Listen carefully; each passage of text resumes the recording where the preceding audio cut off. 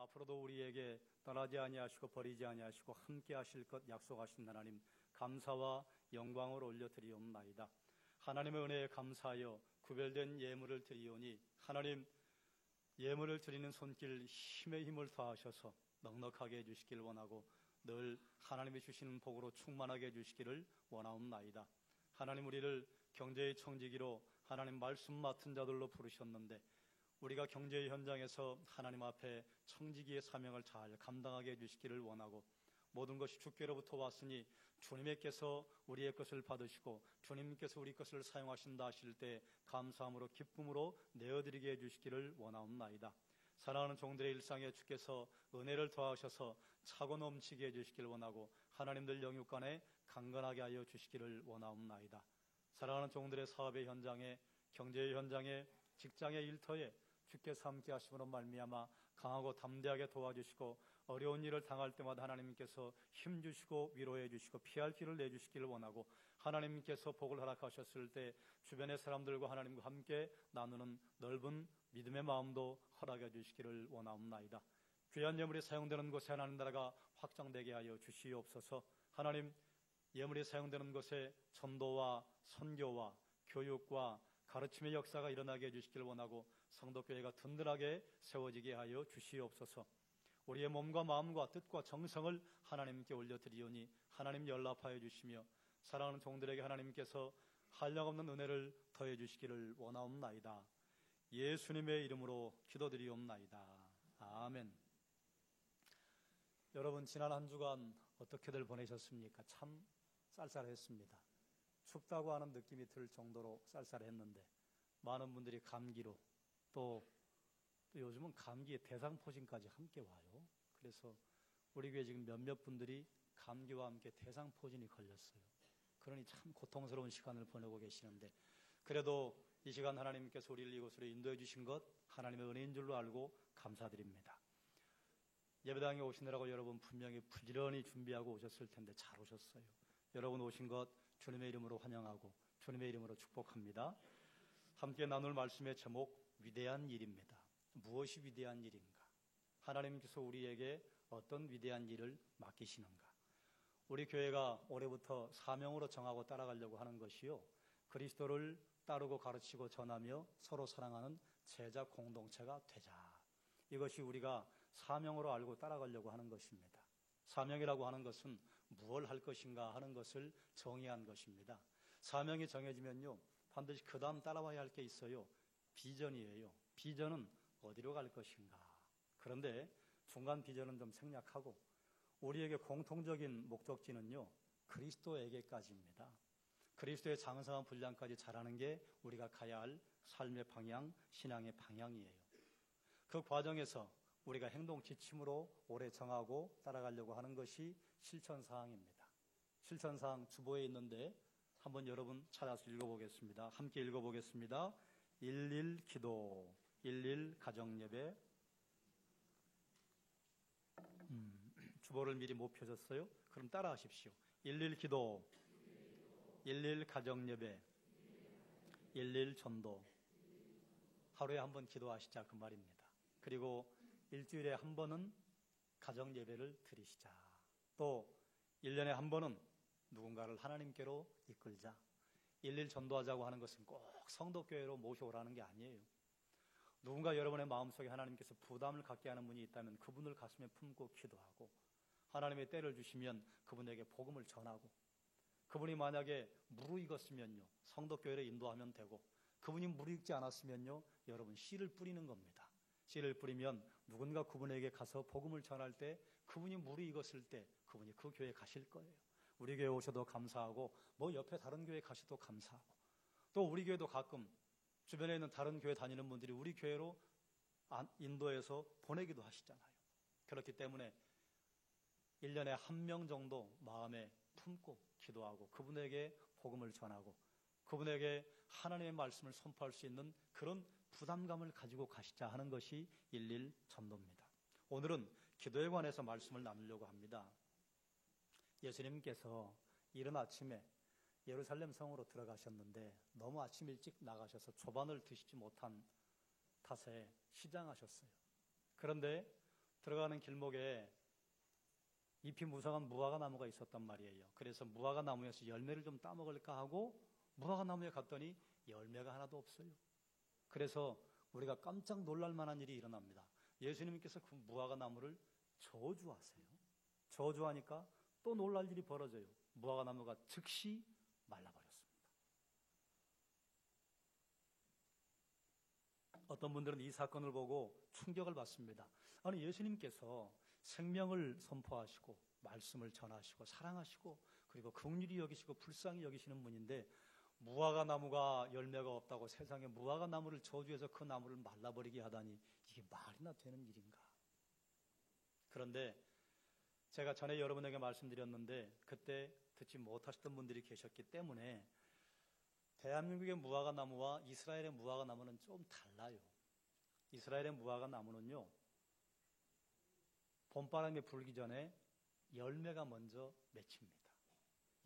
엄지손가락만 해요. 이걸 파괴라고 그래요. 그리고 이제 봄바람이 살랑살랑 불면요, 물이 올라서 잎이 납니다. 그러니까 잎이 났다 반드시 엄지손가락만한 파괴라고 부르는 무화과 나무가 달려있다 그 말이에요. 그리고 이제 파괴가 열린 다음에 무화과의 잎이 무성해지면요, 그 열린 파괴를 따줘야 됩니다. 그걸 따주면 거기에 큼직한 트안이라고 하는 무화과 나무가 무화과 열매가 맺혀져요. 그러니까 잎이 무성했다 반드시 엄지손가락만한 파괴가 있어야 됩니다. 그런데 이 무화과 나무는 예수님께서 갔더니 잎이 무성한데 파괴가 없어요. 뭘 말하는가 하면 열심히 양분은 빨아들였는데 창조의 법칙을 어기고 열매를 맺지 않은 것입니다. 그래서 무화과 나무를 저주하셨는가? 예, 그럴 수도 있지만 성경에 이스라엘을 대표하는 식물이 3가지가 있습니다. 포도나무, 감람나무, 무화과 나무예요. 그래서 농작물을 이야기하는 대목이 아닌데 이 3나무가 나왔다? 그러면 이스라엘을 상징하는 거예요. 그래서 예수님께서 지금 이 일을 하신 것은요, 잎만 무성한 이스라엘을 이처럼 저주하신다고 하시는 상징이 들어있는 것입니다. 예수님께서 이 일을 하시기 전날 어떤 일이 있었습니까?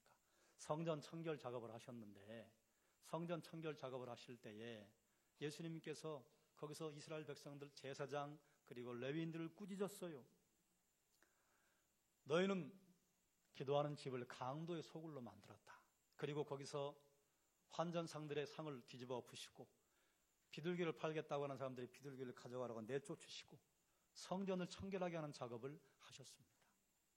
그런데 이스라엘 백성들이요, 하나님의 성전을 강도의 소굴로 만들고 나서도 죄책감을 느끼지 않았습니다. 불신앙으로 살아가는데요, 불신앙으로 살아가면서도 떳떳한 마음을 가지고 살아갔어요. 우리는 아브라함의 자녀야.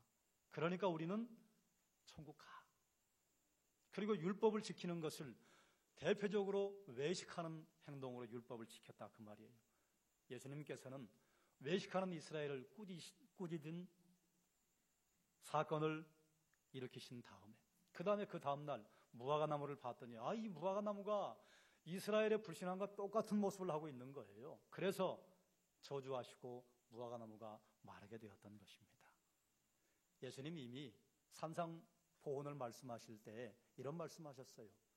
마태복음 7장 20절에요. 이러므로 그들의 열매로 그들을 알리라.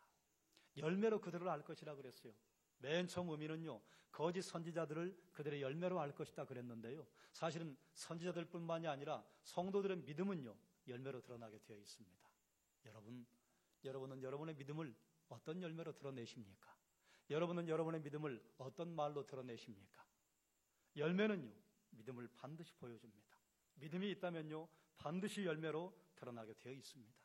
그래 이것을 우리에게 적용을 한다고 하면요, 그리스도께서는 신앙의 고백을 한 성도들에게 반드시 열매를 찾으세요. 경건의 능력을 찾으신다 그 말이에요. 부활하신 주님을 만난 성도에게 주시는 능력은 무엇인가 하면 풍성한 삶을 살고 하나님께서 주시는 영원한 삶, 그리고 하나님께서 주시는 기도에 응답받는 것이라. 생명 없고 풍성한 삶을 사는 것이 그리스도를 만난 자들에게 주시는 하나님의 풍성한 복인데요, 그 반대는요, 그리스도를 만난 성도에게 굉장히 비참한 저주는요, 더 이상 열매 맺지 못하는 거예요. 신앙적으로 불임이 돼버린 거예요. 외식하는 거예요. 외식하는 신앙은 그럴듯해 보입니다. 잠깐 내가 말씀 많이 보는 것처럼, 잠깐 내가 기도가 깊은 것처럼, 잠깐 내가 신앙생활 열심히 하는 것처럼 할 수 있어요. 그런데 곧 허무하게 돼버립니다. 은사가 메마르고 은혜가 메마르고, 그리고 결국은요, 내가 가지고 있는 신앙의 외식이요, 사람들에게 드러나요. 내가 가진 신앙의 거짓과 어리석음이 드러납니다. 멀리 볼 것도 없어요. 불과 한 1년만 함께 생활해 보면요, 아, 정말 진짜로구나, 이거 가짜로구나, 구분이 됩니다. 당시에 이스라엘의 영적인 상태가 길가에 심겨진 무화과 나무 같았어요. 잎만 무성했어요. 열매가 없었어요. 그래서 메시아를 기다린다고 그처럼 기도하고 그처럼 간구하고 메시아 오기를 갈망했는데요, 정작 메시아가 오니까 메시아를 부인하고 이제는 메시아를 죽이려고 그래요. 여러분 생각해 보십시다. 나는 어떻습니까?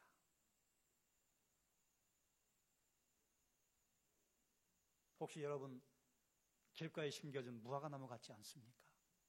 무성한데 은혜도 메마르고 은사도 메마르고 믿음의 열매도 없고, 만약에 그렇다면요, 우린 두려워해야 합니다. 그렇다면 우리는 하나님 앞에 기도해야 합니다. 하나님, 저의 믿음 없음을 용서해 주십시오.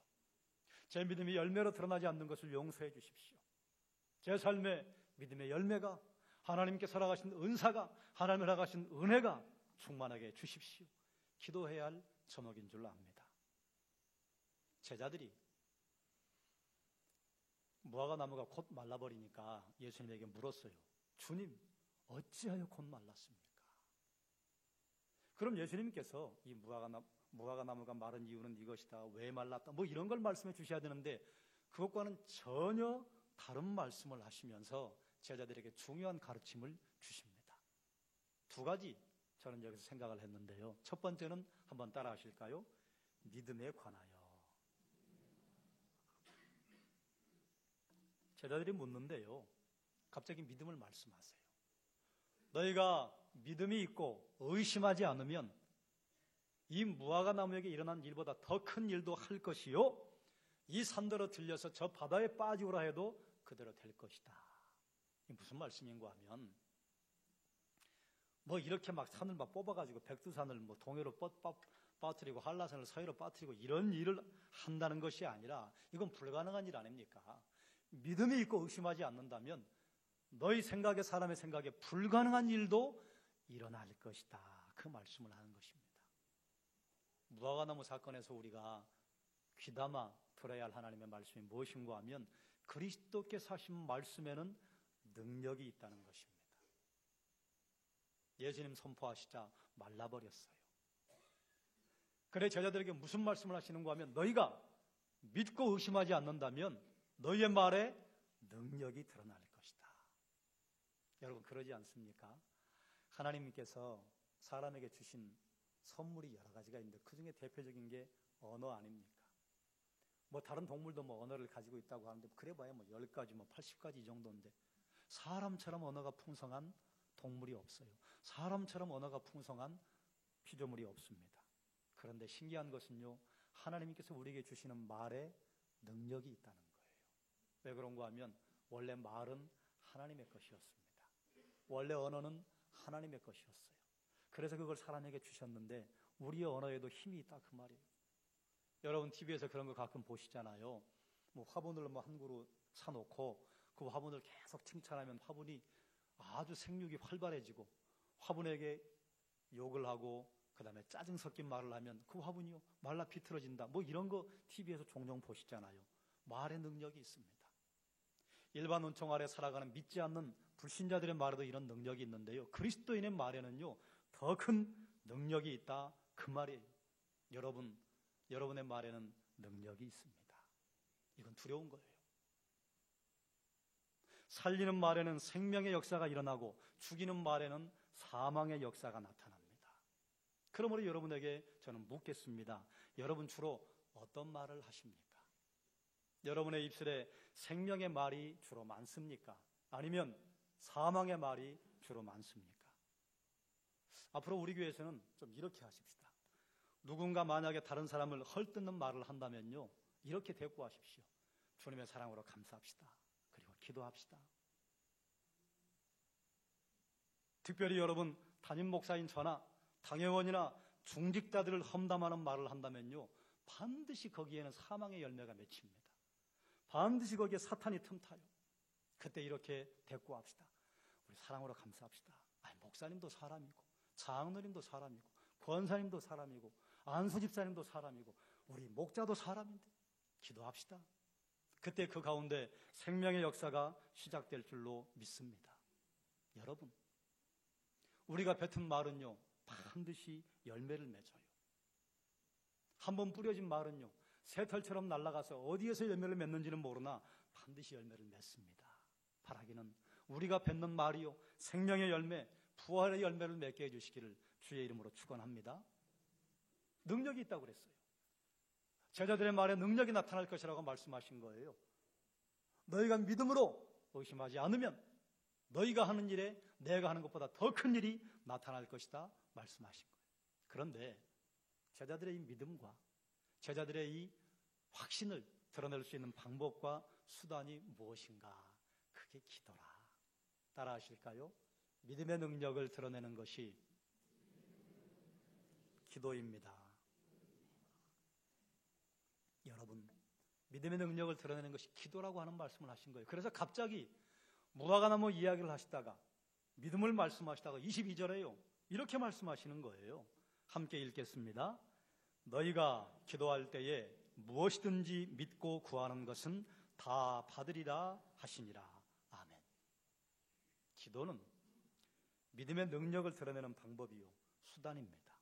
그래서 기도는요, 위대한 거예요. 그래서 기도는 위대한 사명이고 위대한 특권입니다.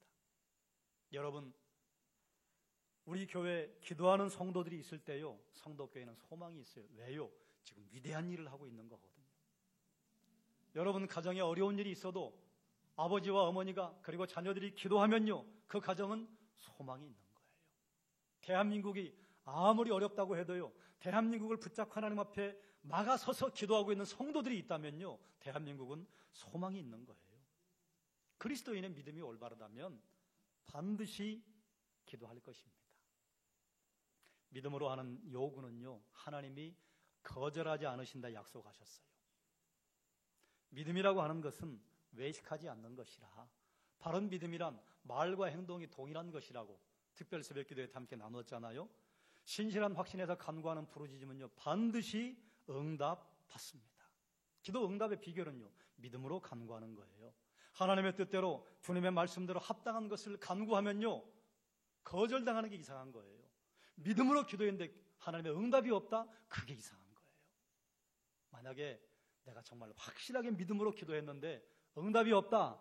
그건 기다리라고 하는 하나님의 신호입니다. 그럼 기다리면 되는 거예요. 그리고 언제까지 기도해요? 응답하실 때까지 기도하면 우리의 모든 기도는 응답받을 줄로 믿습니다. 사랑하는 여러분, 믿음이 있다면요, 드러나는 열매는요, 기도입니다. 왜 기도가 위대한 일인가? 성도가 기도하면요, 하나님이 움직이세요. 다니엘이 기도했을 때 하나님께서 미가엘 천사장을 보내셨잖아요. 우리가 기도하면 하나님께서 천사들을 보내신다 그 말이에요. 움직인다 그 말. 얼마나 위대한 일입니까? 얼마나 놀라운 특권입니까? 그러므로 기도하는 무릎은요, 놀라운 하나님의 용사요, 기도할 줄 아는 성도가 있는 교회는요, 행복한 교회입니다. 요즘 새벽기도와 금요기도에 많은 분들이 와서 뜨겁게 기도하고 있습니다. 기도하는 사람 응답받을 줄로 믿습니다. 기도하지 않는 사람 응답받지 못할 줄로 믿습니다. 이건 당연한 거 아니에요? 기도하면 응답받고 기도하지 않으면 응답받지 못합니다. 그러므로 사랑하는 여러분, 믿음으로 기도하는 자리에 여러분을 초대합니다. 하나님께서 여러분을 모두 기도의 용사들로 부르셨어요. 그러므로 기도의 자리에 동참하시기를 주의 이름으로 부탁을 드립니다. 매일 새벽 기도하기가 어려우면 일주일에 한 번 나오세요. 매주 한 번 금요기도에 나오기가 어려우면 한 달에 한 번은 나오세요. 그렇게 공사가 다 망하십니까? 그러다 다 망해버리는 일이 생깁니다. 오셔야 돼요. 기도의 자리에 나와야 돼요. 하나님에게 사명을 받은 중직자들, 교사, 목자, 순장들은요, 기도의 자리에 나와야 돼요. 왜 그런 줄 아세요? 하나님의 일을 감당하는데 기도하지 않고 하면요, 하나님의 소리가 나가는 게 아니라 사람의 소리가 나가요. 사람의 소리가 나가면요, 여기저기서 험담하는 일이 생기고 여기저기서 불평불만하는 소리가 생겨요. 사람이 있는 곳에 왜 불평이 없겠어요? 왜 불만이 없겠어요? 그러나 주님께서는 우리가 한 입을 가지고 저주하고 찬양하는 일을 하지 말라고 말씀하셨어요. 한 입을 가지고 찬양하고 하나님께 기도하고, 만약에 내 기도가 필요한 성도가 보인다면 그를 위해 기도해 주는 것, 그가 하나님께 부름받은 성도들이 해야 할 일인 것입니다. 기도하지 않으면요, 반드시 사람의 소리가 나가요. 그러므로 사랑하는 여러분, 중직자들은 어쨌든 기도의 자리에 나와야 합니다. 여러분, 바쁜 분들 어쩔 수 없죠. 그러나 그렇지 않은 분들은요, 기도의 자리에 나오십시오. 기도의 자리에 나와야 하나님의 음성을 들을 수 있고, 기도의 자리에 나와야 하나님의 소리를 들을 수 있어요. 어떤 분들은 기도는 열심히 하는데 말씀을 좀 안 보는 분들이 계셔요. 그러면 기도의 내용이 좀 이상야릇해집니다. 반대로 어떤 분들은 말씀은 열심히 보는데 기도의 자리가 없어요. 그러면요, 능력이 나타나지 않습니다. 눈에 보여요. 말씀과 기도는요, 균형을 이루어야 합니다. 말씀 본 만큼 기도해야 하고, 기도한 만큼 말씀 봐야 해요. 그래야 균형 있는 성숙을 이루어서 그리스도에게까지 자라는 것입니다. 그런데 여기서 저는 한 가지 좀 더 생각해 보고 싶은 게 있어요. 주님께서 성전 청결 작업을 하실 때 내 집은 기도하는 집이라 일컬음 받을 것이라고 말씀하셨습니다. 이상하지요? 왜 성전을 기도하는 집이라고 말씀하셨을까요? 구약 성경에 보면 성전에서 하는 대표적인 기능이 뭡니까? 제사 아닙니까? 희생제사예요. 그래서 레위기는 1장부터 7장까지 번제와 소제와 속제제, 화목제, 속건제, 그리고 매일 드리는 상번제, 낙헌제, 수은제, 뭐 이런 것들에 대해서 자세하게 알려줍니다. 그런데 좀 더 깊이 들어가 보면요, 번제와 소제와 속제제, 속건제의 목적이 뭡니까? 회개와 용서예요. 회개와 용서의 목적은 무엇인가 하면 하나님과 관계를 회복하는 것입니다. 하나님과 관계를 회복할 때 하나님에게 희생 제물을 드리는 자가 어떤 행동을 하는 줄 아시죠? 그 제물의 머리에 안수합니다. 안수하면서 뭐예요? 기도해요. 그리고 나서요, 모든 희생 제물이 드려진 다음에 제사장을 통해서 하나님께서 기도 응답의 선포를 합니다. 축복의 말씀을 선포하세요. 예배드리는 자의 기도가 하나님에게 드려지고, 그리고 하나님께서 제사장을 통해서 하나님의 말씀을 선포해 주시는 기도의 행위가 성전에서 일어나는 거예요. 사람을 향한 희생 제사가요, 화목제입니다. 화목제는 특징이 있어요. 드려진 제물을 하나님께 다 드리는 것이 아니라 일부만 제사장에게 드리고 나머지는요, 예배드리는 자에게 다 다시 돌려줍니다. 이걸 가지고 무엇하느냐? 함께 예배에 참석했던 사람들과 나누어요. 잔치를 해요. 그게 요즘 우리에게 감사 예물로 바뀐 것입니다. 그러면 화목제의 목적은 무엇인가 하면 하나님과 이루어진 화목을 주변의 이웃들과 함께 나누라는 거예요. 그러므로 모든 제사에는 예배드리는 자가 하나님께 간구하고 하나님께서 제사장을 통해 선포해 주시는 응답이 있습니다. 그래서 성전은, 하나님의 집은 기도하는 집인 거예요. 그런데 여기에는요, 더 깊은 의미가 있어요. 예수님께서 선포하신 말씀이 구약에 기록된 곳이 이사야 56장 7절 말씀이에요. 함께 읽겠습니다. 내가 곧 그들을 나의 성산으로 인도하여 기도하는 내 집에서 그들을 기쁘게 할 것이며 그들의 번제와 희생을 나의 제단에서 기꺼이 받게 되리니 이는 내 집은 만민이 기도하는 집이라 일컬음이 될 것입니다. 아멘. 이것만 그대로 보면 이사야서를 통해 하신 말씀 하나님이 그리스도를 통해 하셨구나 이렇게 말씀할 수 있는데요, 이사야서가 기록된 배경을 보면요, 이 말씀이 더 와닿습니다. 이사야서 56장의 배경은요, 바벨론 포로에서 돌아온 자들이 부르는 노래이고 부르는 기도입니다. 바벨론 포로에서 돌아왔는데요, 바벨론 포로에서 돌아온 이방인들이 우리는 아브라함의 자녀가 아닌데, 약속의 자녀가 아닌데, 우리가 만약에 바다를 분깃해서 우리가 죄되면 어떡하지? 뭐 이런 염려가 있었어요. 바벨론 포로에서 돌아온 자들 가운데 자녀가 없는 자들이 있었습니다. 나는 아들도 없고 딸도 없는데 나는 누가 나를 보호해 주지? 이렇게 두려워하는 성도들이 있었다 그 말이에요. 그런데 그들에게 하나님 말씀하시는 거예요.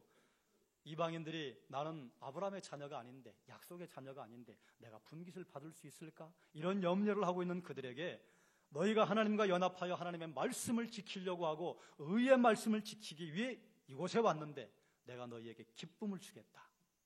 그리고 너희들이 번제와 희생 제물을 제단에서 드릴 때 기꺼이 받겠다. 그 말씀이에요. 너희 중에 자녀가 없기 때문에 마음에 염려하고 고통당하는 성도들이 있느냐? 내가 자녀가 없는 너희들에게 아들과 딸보다 더 나은 기념물을 내 성중에서 주고 너희의 이름을 영원하도록 하겠다. 하나님 왜 이 말씀을 하셨을까요?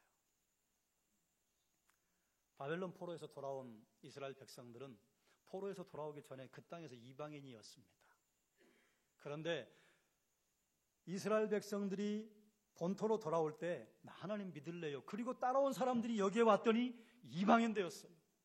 그랬다면 지금 이방인으로 분리된 사람들이요, 바벨론 포로 바하세 제국에 있을 때는요, 이스라엘 백성들을 도와주는 사람들이었어요. 그런데 본토에 왔더니 텃세를 부리는 거예요. 너희들은 아브라함의 자녀가 아니잖아. 너희들은 약속의 자녀가 아니잖아. 포로로 있을 때 그 땅에서 자기들이 도움받았을 때는 잊어버리고 지금 본토에 왔더니 여기 와서 이런 못된 짓을 한다 그 말이에요. 그래 하나님께서 선포하시는 거예요. 내가 그들의 희생 제물도 받을 거야. 내가 그들이 드리는 그 제물 내가 기쁘게 받을 거야. 그리고 내 집은 만민이 기도하는 집이 될 거야. 만민은 누구예요? 이방인들을 말해요. 구약시대에 하나님께서 이스라엘 백성들에게 주시는 복은요, 늘 세 가지로 기록이 됩니다. 자녀, 땅, 장수. 그래서 자녀가 없다, 그것은 하나님의 보기에서 제외됐다, 뭐 이런 안타까운 심정을 가지고 볼 때예요. 그런데 안타깝게 봐야 하는데 정죄하고 있다 그 말이에요. 그렇게 정죄하는 사람들을 향해 하나님 말씀하시는 거예요. 그래, 너희가 정죄당하냐? 내가 아들과 딸보다 더 나은 기념물을 너희에게 줄 거야. 그리고 너희의 이름이 땅에서 사라지는 게 아니라 너희의 이름이 영원토록 기억되게 할 거야. 결국 이사야서 56장은요, 이스라엘 백성들이 포로에서 돌아와서 거기서 자기들이 포로이었던 그 시절 잊어버리고 함께 왔던 이방인들, 자녀가 없는 자기의 동족들을 돌봐주고 위로해줘야 되는데 오히려 위로하지 못하고 정죄하고 있을 때 하나님께서 그들을 위로하시는 말씀이 이사야 56장입니다. 그런데 놀랍게도 그와 똑같은 일이 지금 예수님께서 예루살렘 입성하시니까 벌어지고 있는 거예요. 당시에 이스라엘은요, 로마의 식민지입니다. 자기들도 속박당하는 사람들이에요. 그런데 이방인들이 하나님에게 예배를 드리기 위해서 멀리 자기 고국에서 출발을 해서 먼 길을 걸어왔는데, 걸어오면요, 이스라엘 백성들 당시의 성전이 헤롯 대왕이 지은 성전입니다. 그 넓이가 4만 평이에요. 산 꼭대기 위에 4만 평의 평지가 있는 것입니다. 그 넓은 성전터에 훌다문, 양문, 그리고 동문, 북문 통해서 들어가면요, 들어가자마자 바리케이트가 쳐져 있어요. 이게 무엇을 의미하느냐? 이 이상은 이방인은 못 들어옵니다. 그래서 문으로부터 바리케이트가 쳐 있는 거기까지가 이방인의 뜰이에요. 이방인의 뜰을 들어가면 성전에 들어가고, 성전 들어가는 게 미문이에요. 성전 미문을 들어가면 여인의 뜰, 그리고 거기서 또 하나 문을 들어가면 이스라엘 남자의 뜰, 그리고 제단 위쪽으로 들어가면 제사장의 뜰. 희생제사를 드릴 수 있는 사람은요, 이스라엘 남자들입니다. 이방인들은요, 성전에도 못 들어가요. 그럼 뭐 하느냐? 거기 가서 우두커니 서서 하나님을 바라보고 기도하는 것밖에는 없는 거예요. 이게 이방인들의 예배예요. 그런데 당시에 성전 당국자들이 이방인의 뜰에 무엇을 개설했느냐? 성전 매장을 개설했어요. 성전 시장이 거기 있어요. 거기서 환장산들이 돈을 바꿔주고, 거기서 비둘기를 팔고, 말은 없지, 소를 팔고 양과 염소를 팔았다 그 말이에요. 그러니 거기에서 각종 가축들이 퍼질러 놓은 똥냄새가 나고, 사람들이 환전상에게 돈을 바꾸자고 서로 실랭이를 하는 그 시끄러운 자리가 이방인의 뜰이다 그 말이에요. 자기들도 로마 식민지에 지배를 당하는 식민지의 사람들이면서 그 먼 거리에서 예배를 드리겠다고 와서 거기서 우두커니 서서 예배하는 이방인들의 예배를 전혀 신경 쓰지 않고 이방인들의 예배를 방해하고 있는 거예요. 그래서 주님께서 하시는 말씀이, 너희가 내 성전, 기도하는 집 강도의 소굴로 만들었느냐? 그래서 거기서 왜 환전상들을 내어 쫓고, 그리고 성전 매매하는 사람들을 내어 쫓았느냐? 이방인들이 기도하는데 그 누구도 그들의 기도에 신경 쓰지 않았다 그 말입니다. 바벨론 포로에서 돌아와서 텃세를 부리던 이스라엘 백성들의 그 못된 행동이 지금 또 반복되고 있는 거예요. 이방인들은 유대인도 아닌데 내가 하나님 믿겠다고, 성전에 가서 내가 하나님에게 예배하겠다고 그 먼 거리를 걸어왔다 그 말이에요. 근데 거기서 예배하려고 기도하고 있는데 옆에 똥냄새가 가득하고 시끄러운 시장통이라 그 말이에요. 그래서 거기서 예수님께서 이스라엘 백성들을 위해, 이방인들을 위해, 소외된 자들을 위해 하나님 말씀하셨던 이사야서 56장 7절의 말씀을 다시 선포하는 것입니다.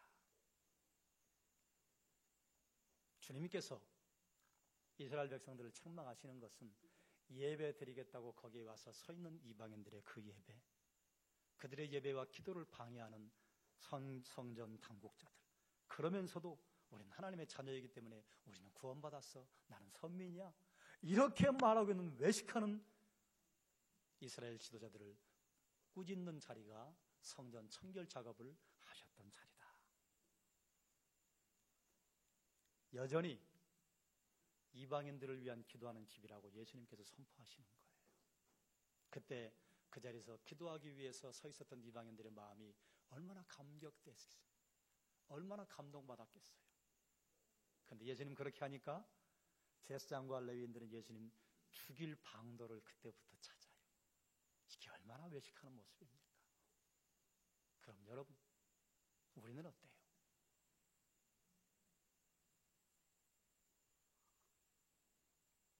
혹시 우리는 예배 방해꾼이 된 적은 없습니까? 교회는 만민이 기도하는 집이에요. 만민의 표현의 성경은 어떻게 되어 있느냐? 누구든지 예수 믿는 자는 구원 얻을 것이다. 누구든지예요.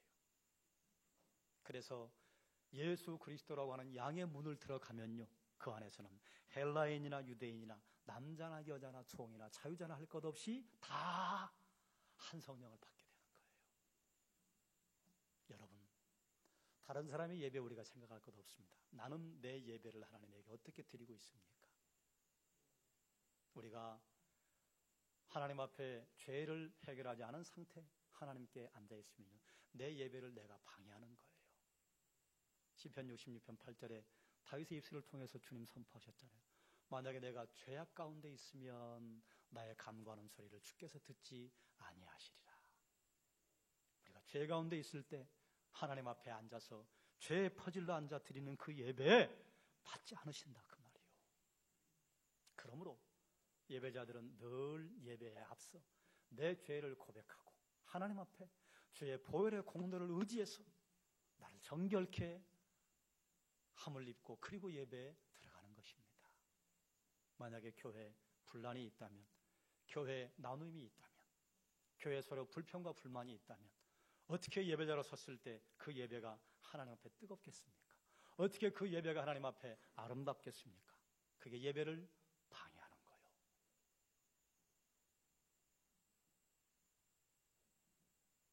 하나님은 지금도 하나님의 예배가 방해받는 것을 죄 없다 하지 않으십니다.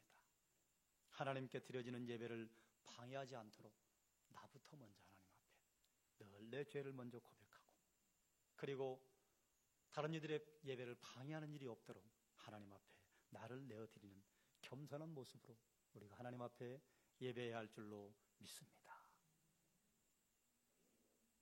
그런 예배자들이 하나님께 드리는 기도요, 그게 위대한 일이요, 그게 위대한 특권이요. 너희가 믿고 의심하지 않고 기도하면 무엇이든지 너희가 구하는 것은 다 받으리라. 예수 그리스도의 이름으로. 그러므로 사랑하는 여러분, 우리의 예배, 우리의 기도 점검해보고 그리스도를 따르고 가르치고 전하며 서로 사랑하는 제자 공동체 만들어가는데, 주님, 제가 여기 있습니다, 나를 써주십시오, 이런 거룩한 기도, 거룩한 고백 우리 입술에 넘쳐나게 해주시기를 주의 이름으로 축원합니다. 말씀을 정리하겠습니다. 주님을 만난 성도라면 하나님 믿음을 주세요. 그게 능력이라 반드시 믿음이 열매로 드러나게 되어 있습니다. 그런데 성도에게 주신 능력을 무엇을 통해 드러나게 하시느냐? 기도. 믿음은 기도로 드러나는데 믿음의 기도는 반드시 능력을 드러냅니다. 그러므로 기도는 성도가 할 수 있는 일 가운데 대단히 위대한 일이요. 왜냐하니까 기도하면 하나님이 움직이셔요. 기도하면 천사들이 움직입니다. 기도하면 응답받는 역사가 있습니다. 교회는 기도하는 집이에요. 기도하는 집이라고 하는 것은 예배와 희생 제물과 기도와 함께 가는 것입니다. 하나님은 여러분을 기도의 용사로 부르셨습니다. 기도하는 자 응답받습니다. 기도하지 않는 자 응답받지 못합니다. 그러므로 여러분, 기도의 능력에 동참하고 기도의 능력자들로 서시기를 주님의 이름으로 축원합니다. 기도하겠습니다. 하나님, 우리에게 주신 능력이 있습니다. 믿음입니다. 믿음의 능력을 드러내는 것이 기도입니다. 그러므로 하나님의 사랑하는 권속들이 믿음의 능력자들로, 기도의 능력자들로 세워지게 해주시기를 원하옵나이다. 우리 성도교회 기도의 용사들이 더욱 많아지게 해주시길 원하고, 하나님 앞에 무릎을 꿇는, 무릎을 내어드리는 용사들이 많아지게 하여 주시옵소서. 그리하여 사람의 힘으로는 할 수 없는 일들이 하나님을 믿음으로 말미암아, 주의 약속을 믿음으로 말미암아 놀라운 능력을 드러내는 귀한 역사들을 경험하게 해주시기를 원하옵나이다. 하나님, 우리를 하나님께 내어드리오니 하나님 받으시옵소서. 우리를 불쌍히 여기시고 정결케 하사 우리의 예배가 하나님 앞에 거룩하게 하여 주시옵소서. 예수님의 이름으로 기도드리옵나이다.